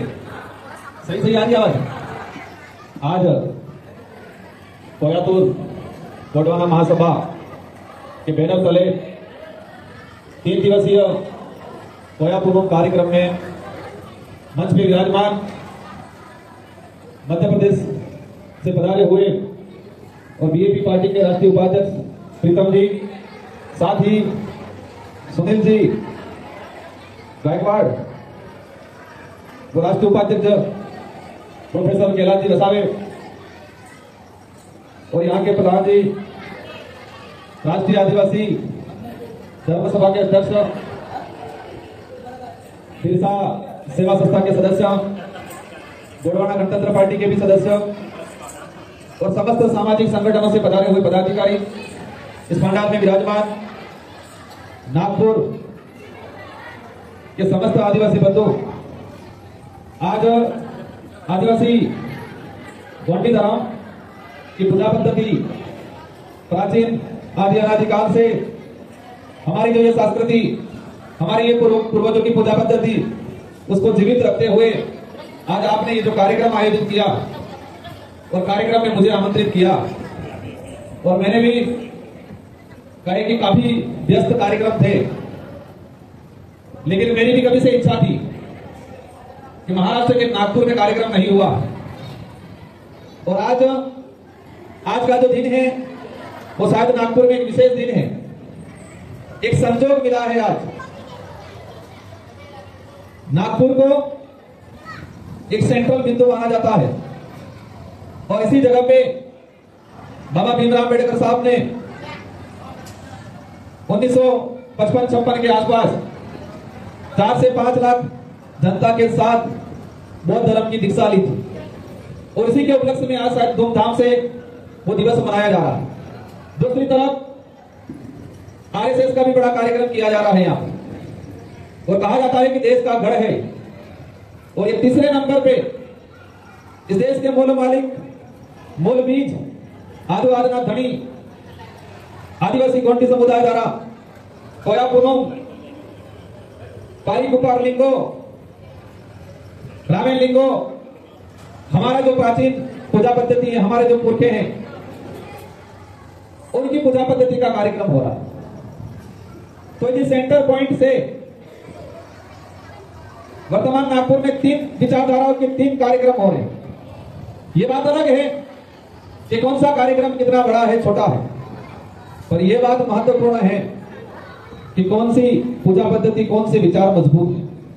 और मैं जहां तक समझता हूं ये जो विचार है, ये जो चिंगारी है और इसी विचारों के तहत आज से शायद 700-800 साल पहले, 1000 साल पहले नागवंशी आदिवासी समुदाय का इस पूरे इलाके में, यहां से लगा के जबलपुर, सिवनी, मंडला, पूरा गोंडवाना क्षेत्र में गोंडी राजाओं का राज हुआ करता था। रघुनाथ साहू या शंकर साहू या रानी दुर्गावती, इन सबको हम याद करते हैं। इससे पहले भी कई राजा हुआ करते थे जो यहां से लगा के मध्य प्रदेश, छत्तीसगढ़ तक जो गोंडवाना अंचल माना जाता है, यहां पर गोंड राजाओं का, आदिवासी राजाओं का राज हुआ करता। धीरे धीरे देश के अंदर अनेक आक्रमणकारी आए, अनेक व्यापारी आए और हमारा समुदाय उनके प्रभाव में आके या उनके अत्याचार से, उनके दबाव में या फिर उनसे आकर्षित होके अपनी पहचान, अपनी संस्कृति, अपना मूल जड़ भूल गया। और भूलने के दुष्परिणाम ये है आज देश के अंदर कि हमको हमारी पूजा पद्धति को नए सिरे से वापस लाना पड़ रहा है, जो आदि अनादि काल से हमारे समुदाय के लोग इसके साथ जीते आए थे।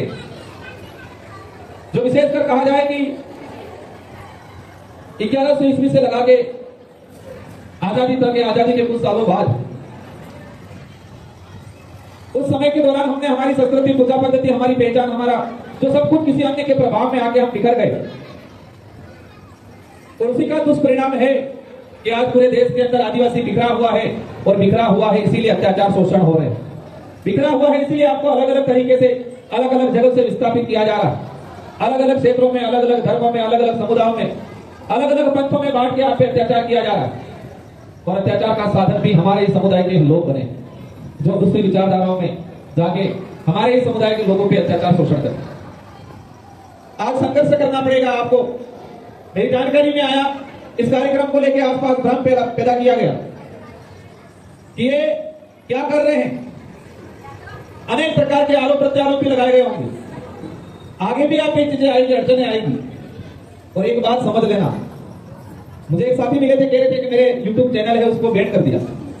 कोई साथी मिलता है कहता है कि यार मुझे उस बात के लिए मुकदमा हो गया, जेल हो गया, मुझे परेशानी आ रही है। तो मेरा कहना है कि जब तक ये हो रहा है समझ लो आप सही दिशा में चल रहे हो, सही दिशा में चल रहे हो, इसलिए आपको रोका जा रहा है। अगर आप सही दिशा में नहीं चल रहे होते आपको नहीं रोका जाता। यूट्यूब चैनल वाले भाई को कहना चाह रहा हूं, आपने सच्चाई दिखाई इसलिए आपको यूट्यूब चैनल बैन हो गया। अगर आपने झूठ दिखाया होता, आपने आज जो झूठ की गंगा बह रही है वही दिखाया होता, तो आपका यूट्यूब चैनल बैन नहीं होता। परेशानियां आएगी और परेशानियां हमारे में ही समझ, हमारे लोग करेंगे आपस। ये विचारधारा ये आदिवासी समुदाय, प्रकृतिवादी समुदाय, प्रकृति को पूजने वाला है, जो ना नास्तिक है ना आस्तिक है। आदिवासी समुदाय की जो पूजा पद्धति है, आदिवासी समुदाय की जो धार्मिक व्यवस्था है, या आदिवासी समुदाय की जो आस्था है, ना नास्तिक है ना आस्तिक है, वास्तविक है। जो देखा, जिसको अनुभव किया, जो देखा, हवा चली, हवा को देखा नहीं लेकिन महसूस किया और उसको हमने देवता माना, भगवान माना, उसको पूजा। अग्नि से चमत्कार हुआ, बिजली कड़की, हमने देखा, सुना, महसूस किया और हमने उसको देवता माना। नदी, नाले, पहाड़, पर्वत, उनसे हमें हमारा जीवन यापन करने, या कहें कि हमारी घर है, वो निवास स्थान है, उनके साथ जिए तो हमने नदी नालों को, पहाड़ों को, हमने पेड़ों को भगवान माना, उनको हमने पूजा, उनको अपना देवता माना। तो आदिवासी समुदाय जब धर्म की बात आती है तो ना आस्तिक है ना नास्तिक है। आदिवासी समुदाय वास्तविकता में विश्वास रखता है और आदिवासी समुदाय प्रकृतिवादी है, जिनसे बिना जीवन अधूरा है। बिना हवा बना, बिना सांस लिए कोई जिंदा रह सकता है क्या? तो हमारे लिए भगवान है। बिना अन्न पानी के जिंदा नहीं रह सकते। धरती, आसमां, सूरज, चांद, जिनसे हमें रोशनी मिलती है, जिनसे हमें एनर्जी मिलती है, वो हमारे लिए भगवान है। ये मैं नहीं कह रहा हूं, ये हजारों सालों से आदिवासी समुदाय के पूर्वों की व्यवस्था है। मतलब ये है कि आदिवासी समुदाय ने जिसको महसूस किया, जिसको देखा,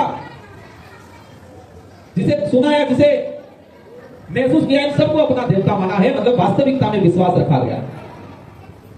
लेकिन वर्तमान स्थिति यह है, हमें हमारी संस्कृति, बोली भाषा, हमारी धार्मिक पूजा पद्धति सब पे कलम चढ़ा, हाइब्रिड हुआ और कलम चढ़ा, ऐसा चढ़ा कि हमारा जो मूल जड़ था, मूल पहचान थी, वो हमने खो दी। और खोने की वजह से हम दूसरी दिशा में चले गए और दूसरी दिशा में जाने के बाद हम हमारे जड़ों से कट गए। और जो जड़ों से कट जाता है, जो जड़ों से कट जाता है, वो आने वाली पीढ़ी को सही दिशा नहीं दे सकता।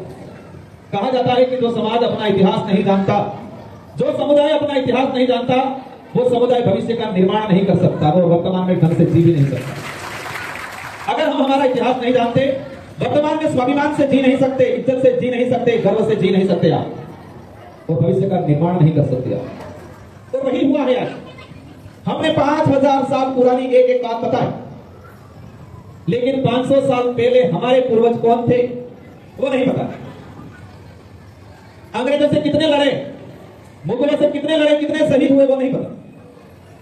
चलो स्कूल नहीं गया, ज्यादा पढ़ाई नहीं की, उसको तो नहीं पता है, लेकिन हमारे पढ़े लिखे अधिकारी, कर्मचारी या नेता पढ़ लिख के नौकरी लग के नेता बन गए। उस भाई को 7000 साल पुरानी काल्पनिक कथा एक एक लाइन पता है। आधी रात को नींद में से उठा के पूछेंगे कि अशोक वाटिका क्या थी, उसमें किसको रखा था, सब कह देंगे सीता जी को रखा था। लेकिन 500 साल पहले यहां पर किस राजा का, यहां आपका गौड़ समुदाय, भील आदिवासी समुदाय का क्या इतिहास था, क्या अस्तित्व था, वो नहीं पता। ये तो ठीक है, लेकिन आपके लिए, हमारे लिए बाबा साहब जयपाल सिंह मुंडा, इन्होंने संविधान में 1950 को क्या अधिकार रखे हैं वो भी नहीं पता। और मेरे समाज का भाई, समाज का सर्टिफिकेट लगा के नौकरी लग गया, नौकरी लग के रिटायर्ड भी हो गया, लेकिन शेड्यूल 5, शेड्यूल 6 क्या है, संविधान में हमारे लिए क्या अधिकार है वो नहीं पता है। लेकिन 5000 साल पुरानी एक एक काल्पनिक कथा है पता है। आज मुझे ये सांस्कृतिक नृत्य देख के मुझे काफी अच्छा लगा।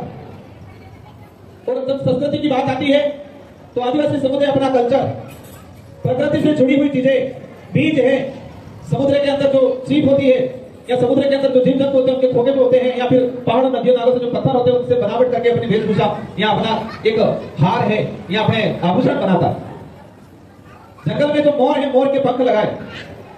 अब ये चीज जब आती है तो जो भाई हमारा पढ़ गया है या पढ़ लिख के नौकरी लग गया वो क्या कहता है, यार अपन लोग तो सुधर जाना चाहिए। क्या कहते हैं, सुधर जाना चाहिए।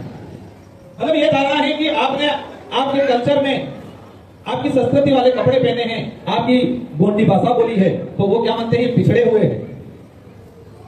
क्या मानेंगे, पिछड़े हुए। अब तो अपन सुधर जाना चाहिए। साथियों एक बात बोलूं, आपकी जो संस्कृति, आपका जो पहनावा है, आपकी जो बोली है, वो सबसे बड़े आभूषण है। और आपका आदिवासी होने का जो गौरवान्वित महसूस होने के इससे बड़ा साधन कोई और नहीं हो सकता। मैं जहां तक समझता हूं, आपकी ये पूजा पद्धति, आपकी संस्कृति, आपकी बोली भाषा आपके विकास में सहायक है, बाधक नहीं कभी। अपनी पूजा पद्धति, अपनी संस्कृति, अपनी बोली भाषा आपको डेवलप करने में, आपको ग्रोथ करने में, आपको बड़े आगे बढ़ने में सहायक है, ना कि बाधक है।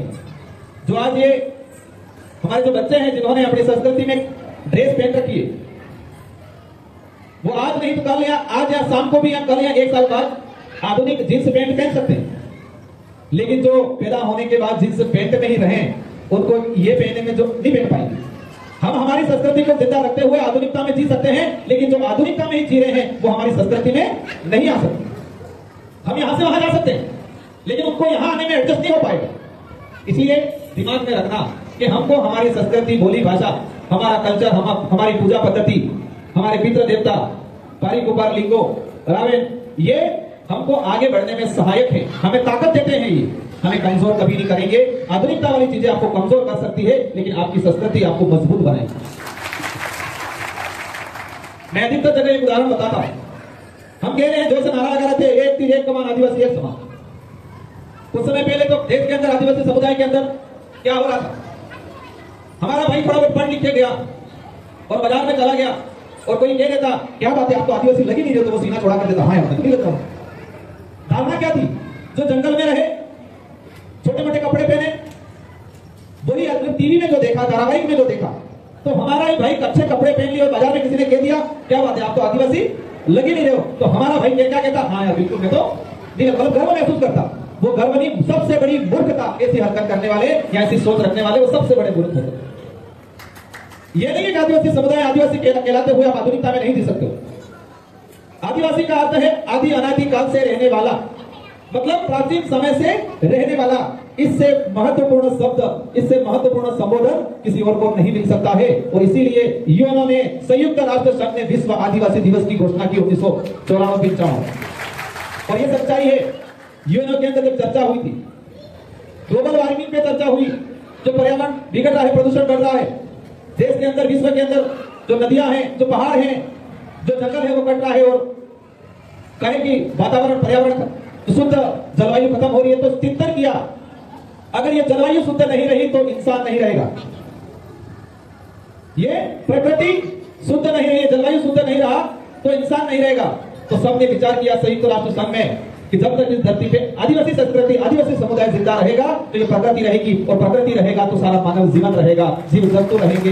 ये उन्होंने विचार।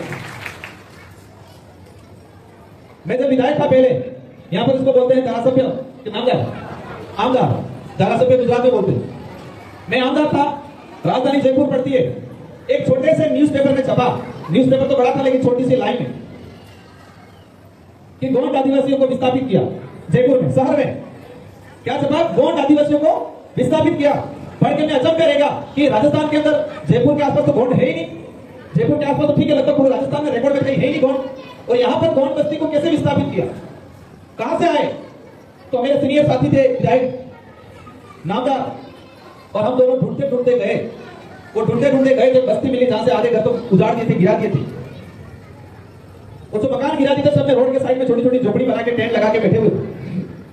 हम गए, मुझे देख के लगा कि यार ये आदिवासी नहीं हो, स्थिति इतनी भयंकर थी, बुरी थी, तो मुझे खुद को लगा कि यार ये कैसे क्या है। और जब उनसे मुलाकात की, वो देख के मुझे इसलिए नहीं लगा कि उन्होंने अपनी संस्कृति छोड़ दी थी, अपनी पूजा पद्धति छोड़ दी थी, और दूसरे को एडॉप्ट कर लिया था, और स्थिति भी इतनी भयंकर थी। तो फिर हमने बातचीत की, सारे युवा साथियों से बात हुई, तो सारे कह रहे थे हम गोंड है। हम गए, संबोधन दिया, हमने कहा नमस्ते, उन्होंने किसी ने नमस्ते कहा, किसी ने राम राम कहा, किसी ने जय श्री राम कहा, किसी ने अलग अलग संबोधन दिया। और एक बुजुर्ग व्यक्ति आया 80-90 साल का, तो हमने जोहार भी बोला था तो उसने सूख लिया था पीछे से। तो व्यक्ति आया, युवा को साइड करते हुए आगे आया और कहा सेवा जोहार। तब मुझे एहसास हुआ कि सच में ये गोंड है। उस सेवा जोहार एक शब्द ने हमको एहसास कराया कि ये वास्तविक आदिवासी हैं। और फिर हमने उनसे बातचीत की, तब पता चला 1500-1600 ईस्वी के अंदर जो आमेर के राजा, जो जयपुर के पास में आमेर राजघराना था, वहां के राजा का उज्जैन के राजा से संबंध थे। और वहां का राजा उज्जैन से जड़ी बूटियां मंगवाता था, दवाइयां, और वो दवाइयां आदिवासी समुदाय तैयार करता था, गोंड समुदाय तैयार करता था। तो उज्जैन के राजा ने विचार किया, बार बार वहां से तब तो गाड़ियां थी नहीं, घोड़े या बैलगाड़ी से जाया करते होंगे। तो उज्जैन के राजा ने विचार किया, जयपुर के राजा को खुश करने के लिए उसने 1-2-4 परिवार ही, 40-50 जनों का परिवार ही उज्जैन से जयपुर गिफ्ट कर दिया। क्या किया? गिफ्ट कर दिया। जो आज मुझे आप देखो, ये नारियल दे दिया, ये सोम दे दी, या तस्वीर दे दी। तो उस समय इंसानों को गिफ्ट किया, और वो इंसान थे गोंड आदिवासी, और गिफ्ट कर दिया, कह दिया कि यही आदिवासी जंगलों से जड़ी बूटी ढूंढ के लाके आपको आज जीवन, आपके परिवार को, आपके पूरे राजा रजवाड़े को ये जड़ी बूटी बना के देंगे। 1500-1600 ईस्वी। उस समय से वो गोंड परिवार 2022 तक उस गोंड आदिवासी को जमीन का पट्टा नहीं मिला। मतलब देश के अंदर जब राजा मुगलों का राज था, अंग्रेज भी नहीं आए थे, लेकिन आजादी के 75 साल बाद भी उस आदिवासी परिवार गोंडों को जमीन का पट्टा नहीं मिला। तो मेरी ये कहानी बताने का मूल उद्देश्य क्या था? अगर उस बुजुर्ग आदमी ने सेवा जोहार नहीं कहा होता तो हम उनको मदद शायद कर पाते, पर इतनी नहीं कर पाते, क्योंकि हमको आइडेंटिफाई नहीं हो पा रहा था कि आदिवासी है। आदिवासी है, ठप्पा थोड़ी लगा आगे पीछे के, ठप्पा लगा क्या? अपनी बोली भाषा, अपनी संस्कृति। गोंडवाना को लेके कहा जाता है और गोंड समुदाय को लेके कहा जाता है। आज गोंडवाना अंचल में पहले गोंडी भाषा, गोंडी बोली बोली जाती थी। किसी भी बोली का आविष्कार कहां से होता है? बोली का निर्माण इंसान करता है, और इंसान कहां से करता है? इंसान शुरुआत में कबीलाई जो होता है वो पेड़ पौधों से, पक्षियों से, जानवरों से अपनी आवश्यकताओं के हिसाब से शब्दों का निर्माण करता है। वर्णों का निर्माण होता है, वो कागज में नहीं होता है, पहले अंतरात्मा में होता है, यहाँ होता है, यहाँ होता है, वो बाहर निकलता है। इससे बोली भाषा का निर्माण होता है, और जहां बोली भाषा का निर्माण समुदाय करता है, और जो समुदाय जिस इलाके में रहता है उसको क्षेत्र कहा जाता है। अगर कोई समुदाय है तो वहां क्षेत्र है तो बोली भाषा है, या क्षेत्र है समुदाय है तो बोली भाषा है। इसीलिए गोंड समुदाय, गोंडवाना क्षेत्र और गोंडी भाषा कहा जाता है। आज क्या हो गया? भूल गए। यहाँ पर भी होगा, जो गोंडी में बोले वो तो पिछड़ा हुआ गवार है, ये कहते हैं। किसी ने गोंडी भाषा में बात कर ली तो क्या बोलेंगे? ये तो पिछड़ा हुआ है, अनपढ़ है, गवार है। बोली भाषा का अर्थ है कि अपनी भावना को सामने वाले को समझाना, ना कि आप कितने स्मार्ट हो, वो चीज नहीं है। कन्विंसिंग पावर आपके अंदर होना चाहिए हर भाषा में। लेकिन आज के परिवेश में क्या है कि अपनी बोली अगर सामने वाले को समझ में नहीं आई तो सामने वाला क्या कहता है? ये तो गवार है। अगर कोई इंग्लिश बोलने वाला अधिकारी है और हमने गोंडी भाषा में उसमें ऑफिस में जाके बात की और उसको समझ में नहीं आई, तो उसके दिमाग में अगर ये आता है कि ये तो गवार है, अनपढ़ है या जंगली है, और वो इंग्लिश बोल रहा है, हमें समझ में नहीं आई, अगर उसकी नजर में हमारी या उसके समझ में हमारी भाषा नहीं आई और उसकी नजर में हम गवार हो गए और हमारी भाषा, हमारी बोली उसको समझ में नहीं आई, तो हमारी नजर में वो भी गवार है, वो भी अनपढ़, वो भी जंगली है। उसने बचपन से इंग्लिश सीखी, हिंदी सीखी या मराठी सीखी। हमने बचपन से अपने परिवार से, माँ बाप से गोंडी सीखी, उसकी भाषा समझ में नहीं आई तो हमें इसका सम्मान करना है। वो तब करना है तो हमारी भाषा का वो सम्मान करे। अगर हमारी भाषा उसको समझ में नहीं आई और वो अधिकारी, कर्मचारी या नेता ये कहे कि अनपढ़ गवार है, तो हमारी बोली उसको समझ में नहीं आई तो हमारी नजर में वो भी अनपढ़ गवार है। देखिए अनपढ़ गवार। गोंडी भाषा को कहा जाता है सिंधु घाटी सभ्यता। सिंधु घाटी सभ्यता में जो अवशेष मिले थे, सिंधु घाटी सभ्यता में एक शिलालेख मिला है और उस शिलालेख पे जो लिपि है वो गोंडी लिपि से मिलती है। संस्कृत का निर्माण भी कहा जाता है तमिल भाषा से हुआ है, लेकिन तमिल का निर्माण गोंडी भाषा से हुआ है। इतनी प्राचीन अपनी बोली भाषा को आप भूल रहे हो, और भूलने के तो ठीक है, लेकिन उसको बोलने में भी शर्माते हैं। आदिवासी समुदाय के अंदर समूह है, और इस देश के अंदर सबसे बड़ा समूह भील समूह माना जा रहा है, जो 1951-52 का जो सेंसस उसके हिसाब से। लेकिन अभी कंपटीशन है, भील की संख्या ज्यादा है या गोंडों की संख्या ज्यादा है, ये कंफ्यूजन। लेकिन हकीकत ये है कि गोंडों के अंदर विस्थापन कम हुआ या गोंडों के अंदर तलब ज्यादा चढ़ा है। भीलों में हमारा बहुत विस्थापन हो गया। आधे भील जनरल बन गए, आधे ओबीसी बन गए, आधे एससी बन गए, आधे एसटी रहे, आधे हिंदू बन गए, आधे ईसाई बन गए, आधे जैन बन गए, सब बन गए। लेकिन इतना गोंडों में नहीं हुआ। तो हमारी जो भीली भाषा है, एडवोकेट साहब बोल रहे थे, वो विचार शब्द कहना चाहूंगा, हमें अब जाए तब नसल लागू तमें है असल असल बात की थी, कोई समझ में आया? नहीं आया। ये पीली भाषा है, और पीली भाषा और गोंडी भाषा में हम लोग प्रयास कर रहे हैं कितने शब्द कितने वर्ण आपस में, या कितने शब्द कितने वाक्य आपस में मिले।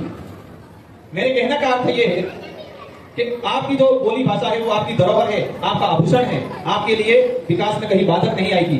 लोग 3-3, 4-4 भाषा बोलते हैं, आप तो 2 भाषा 3 भाषा ही सीख लो। पहले सबसे पहले अपनी मातृभाषा जो गोंडी है, फिर आप मराठी सीखो या हिंदी सीखो या इंग्लिश सीखो या पारसी सीखो या कोई भी सीखो, लेकिन अपनी मातृभाषा को नहीं भूलना है। और मातृभाषा को बोलने में हमें सबसे ज्यादा गर्व महसूस करना है। जितना इंग्लिश बोलने वाले गर्व महसूस करते हैं, उससे ज्यादा हमको हमारी मातृभाषा को बोलने में गर्व महसूस करना है। अंत में हमारे जितने जो वडील हैं, माता बहनें हैं, नारी शक्ति है, आप सभी से यही कहना चाहूंगा कि हमें संगठित रहना है और अन्याय के खिलाफ लड़ना है। और देश के जो हालात हैं, हालात ये है कि आदिवासी सबसे ज्यादा विस्थापित हो रहा है, और विस्थापन ही भाषा खत्म होना, संस्कृति खत्म होने के पीछे मूल कारण भी विस्थापन ही है। विस्थापन हो गया, अलग अलग चले गए, बिखराव हो गया, तो अपनी संस्कृति भूल गए क्योंकि आपस में कनेक्शन नहीं रहा, दूसरे के प्रभाव में आ गए। और ये शायद नगर निकाय, नगर पालिका क्षेत्र है, नगर निकाय, नगर परिषद, नगर परिषद के अंदर मैंने हमारे उस इलाके के अंदर देखा है कि जो आदिवासी नगर परिषद पेराफेरी क्षेत्र में आ गया, उसके जमीन का पट्टा गदा नहीं मिलता है। अगर वो गवर्नमेंट लैंड मिलाना चाह रहा, लैंड पे बैठा, उसको नहीं मिलता है, उसको अलग अलग प्रकार के टैक्स देने पड़ते हैं। उसके लिए जिस तरह पंचायती राज के लिए पैसा कानून आया, उसी तरह नगर निकाय, नगर परिषद, नगर पालिका में आदिवासियों को संरक्षित करने के लिए, सुरक्षित करने के लिए मैसा कानून लाने का प्रावधान चल रहा है। मैसा कानून की तर्ज पे ही मैसा कानून, लेकिन वो मैसा कानून नहीं आया है। और संविधान के शेड्यूल 5, शेड्यूल 6 में प्रावधान है कि आदिवासी बाहुल्य क्षेत्र शेड्यूल 5, शेड्यूल 6 में नगर पालिका, नगर परिषद असंवैधानिक है, अनलीगल है। तो उसी आधार पे हमने हमारे इलाके में 12 नगर पालिकाएं निरस्त करा दी। 12 नगर पालिकाएं निरस्त करा दी। आपको सुन के अचंभ महसूस होगा। संविधान के अंदर प्रावधान है कि आदिवासी शेड्यूल 5 और शेड्यूल 6, ये शेड्यूल 5 होगा, शेड्यूल 5 होगा। और शेड्यूल 5 में नगर पालिका, नगर परिषद का निर्माण असंवैधानिक है। मैं पार्लियामेंट में इस बात को बोला था, वो संविधान में स्पष्ट लिखा हुआ है कि अगर शेड्यूल 5, शेड्यूल 6 में नगर पालिका, नगर परिषद का निर्माण करना है या विस्तार करना है तो पैसा की तर्ज पे ही, या मतलब पैसा कानून लाना पड़ेगा, अलग से अमेंडमेंट करना पड़ेगा, इसमें प्रावधान करना पड़ेगा। और हुआ भी है, तो प्रावधान नहीं हुआ लेकिन एक ड्राफ्टिंग हुई है, शायद 2018 के आसपास होना है, 2016 से चल रहा था। आदिवासी इलाके में नगर पालिका बनती है तो इसमें प्रावधान कर रखा है कि उसका चेयरपर्सन होगा वो ट्राइबल ही होगा। कौन होगा? ट्राइबल ही होगा। भले पॉपुलेशन 10% है, लेकिन किस क्षेत्र में है? Schedule area. नगर पालिका, नगर परिषद में आपको मकान का निर्माण करने के लिए परमिशन लेनी पड़ती है, और परमिशन के दौरान आपको टैक्स देना होता है, पैसा जमा कराना होता है। लेकिन मैसा के अंदर प्रावधान किया जा रहा है, लागू नहीं किया, ड्राफ्टिंग होगी। और लागू इसलिए नहीं किया है कि उसके अंदर विशेष प्रावधान अपने लिए है, इसलिए लागू नहीं किया, पार्लियामेंट में इसको बिल पास नहीं किया। तो आदिवासियों के लिए छूट है कि आदिवासी नगर पालिका, नगर परिषद में अगर बसा हुआ है जिस जमीन पे उसको पट्टा दिया जाएगा, निःशुल्क दिया जाएगा। मकान निर्माण में कोई अनुमति नहीं लेनी है, अगर अनुमति लेनी भी है तो 0 रुपया लगेगा, कोई निर्माण की शुल्क नहीं लगेगा। नगर परिषद में दुकानें बनी है तो उसमें से 50% से अधिक ट्राइबल रिजर्व की दुकान रहेगी, ये प्रावधान उसमें ड्राफ्टिंग का लिखा हुआ। कोई भी भर्ती निकलेगी तो 50% ट्राइबल के लिए पहली प्राथमिकता दी जाएगी। कोई भी उद्योगपति शेड्यूल 5 में नगर पालिका बनी है, अगर उसमें प्लॉटिंग करता है, प्लानिंग करता है, तो 100 प्लॉट काटे हैं तो 100 में से 50 प्लॉट ट्राइबल के लिए पहले रिजर्व रहेंगे, ये प्रावधान है। नगर पालिका भी कोई प्लॉटिंग करती है तो ट्राइबल के लिए पहली प्रायोरिटी रहेगी, ये प्रावधान है। इसीलिए पार्लियामेंट के अंदर इस कानून को अभी तक पास नहीं किया गया है, और इसी आधार पर हमने 12 नगर पालिकाएं निरस्त करा दी। अब ये तो हमें ज्यादा जानकारी होगी नहीं, क्योंकि हमने जिसने जो पढ़ाया वो पढ़ लिया, जो जरूरत थी वो तो पढ़ा दी। आज देश के अंदर आदिवासी हो, दलित हो, पिछड़ा हो, पूरे देश का गरीब वर्ग समझता है, हम सब मानते हैं कि शिक्षा है ही सब कुछ समाधान है। सच्ची बात है, शिक्षा ही सब कुछ समाधान। जब इस देश का आदिवासी, दलित, पिछड़ा ये समझने लगा कि शिक्षा ही हमारे भविष्य का, बच्चों का निर्माण करेगा, और तब से ही शिक्षा को सबसे बड़ा व्यापार बना दिया लोगों ने। एजुकेशन को व्यापार बना दिया। हमारा बच्चा स्कूल में जाता है, एनसीईआरटी हो, सीबीएसई हो या महाराष्ट्र बोर्ड हो, वो तय करता है कि पहली क्लास से लगा के 12वीं तक की स्कूल में क्या क्या पढ़ाया जाएगा, वो तय करते हैं। और उसमें अधिकतर तय ये होता है कि क्या नहीं पढ़ाया जाए, जिससे पढ़ने से देश की जनता, आदिवासी, दलित समझने लगे कि हम देश के मूल मालिक है, इस बात को नहीं पढ़ाना है, ये पहले तय होता है। आज पाठ्यक्रम कोई भी देखे, आदिवासियों का इतिहास नहीं पढ़ाया जाए, आदिवासियों की संस्कृति के बारे में नहीं पढ़ा जाए। इस पांडाल में कई कर्मचारी अधिकारी रिटायर्ड भी होंगे, कई ग्रेजुएशन किए हुए बच्चे भी होंगे। आपने जो एजुकेशन प्राप्त किया है उसमें क्या संविधान निर्माण में भीमराव अम्बेडकर साहब का कितना रोल था, जयपाल सिंह मुंडा का कितना रोल था, क्या पढ़ाया कभी किसी ने? क्या इन पाठ्यक्रमों में है? आदिवासियों के लिए नेतृत्व करने वाले, आदिवासियों का प्रतिनिधित्व करने वाले लगभग 12 या 16 सदस्य थे। 12-16 मेन 6 थे, बाकी 16 के आसपास थे। क्या इन 6 मेन आदिवासियों का प्रतिनिधित्व संविधान में किसने किया था वो हमें पता है? नहीं पता है, क्योंकि पढ़ाया नहीं गया। तो जो पाठ्यक्रम तय होता है वो पहले ये तय होता है कि क्या नहीं पढ़ाना है, जिसको पढ़ने से ये जनता समझ जाए कि देश क्या है, संविधान क्या है और देश का मूल मालिक क्या है। बिरसा मुंडा के बारे में पिछले 3-4 सालों से सारी राष्ट्रीय पार्टियां माहौल बढ़ा रही है, लेकिन 5 साल पहले बिरसा मुंडा के बारे में किसी को नहीं बताया गया।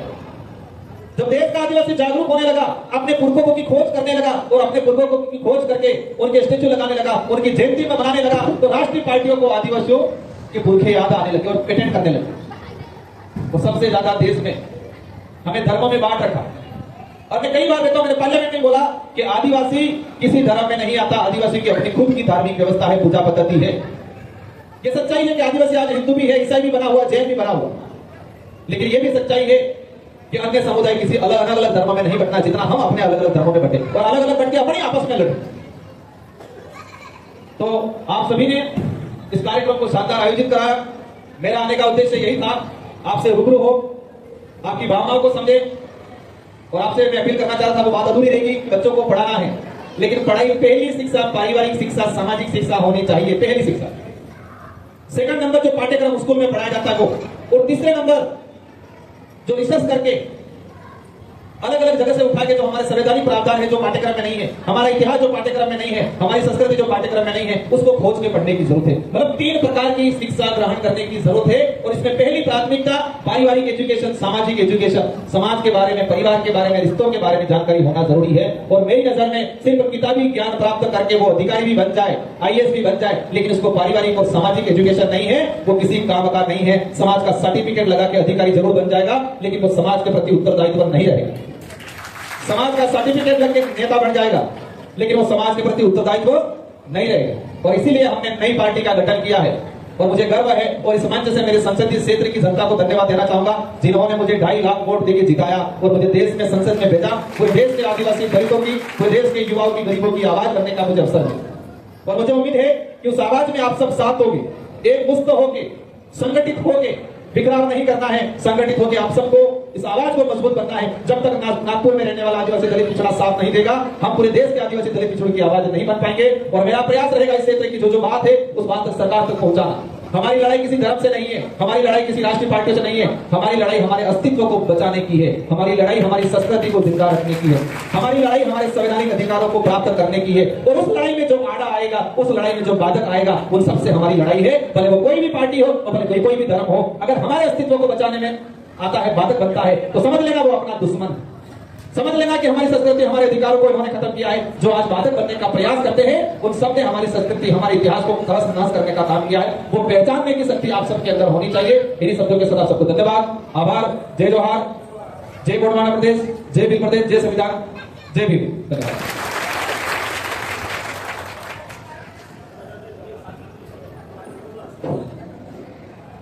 आदिवासी बाप पार्टीचे संस्थापक